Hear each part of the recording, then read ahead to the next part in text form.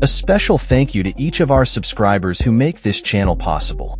Here's today's story. In a dramatic turn of events, President Trump's administration has escalated its legal battle over proposed layoffs of thousands of federal workers across nearly 24 agencies. On Monday, the Justice Department filed an urgent request with the Supreme Court, seeking permission to proceed with its controversial plans to significantly reduce the federal workforce while a legal dispute unfolds in the courts. This marks the second time the administration has sought the Supreme Court's intervention in this contentious issue, highlighting the urgency and seriousness of their intentions.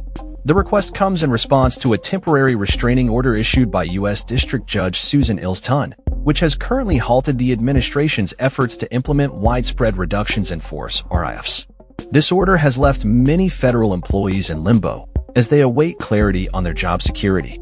The situation has sparked considerable debate and concern among workers and lawmakers alike, as the implications of such layoffs could ripple through the economy and impact vital public services.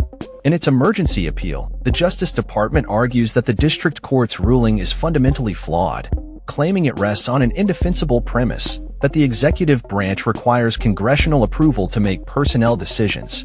Solicitor General D. John Sauer, who filed the appeal, emphasized that the injunction is interfering with the executive branch's internal operations and its legal authority to execute personnel decisions on a government-wide scale. The administration's push to cut the federal workforce is part of a broader strategy to streamline government operations and reduce spending, a key promise made during Trump's presidency. However, critics argue that such drastic measures could undermine essential government functions and the livelihoods of thousands of federal employees. The U.S. Court of Appeals for the Ninth Circuit recently declined to lift the district court's injunction, which has only intensified the administration's determination to seek relief from the Supreme Court.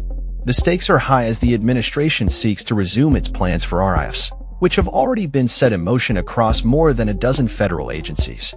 With the legal battle heating up, both sides are preparing for a potentially landmark decision from the Supreme Court that could redefine the balance of power between the executive branch and Congress regarding personnel management. As this situation continues to develop, federal employees and the public are left anxiously awaiting the court's decision, which could have lasting implications for the future of federal employment and government operations. That's all for this story. We upload videos every day covering many different subjects, so hit that subscribe button to stay informed.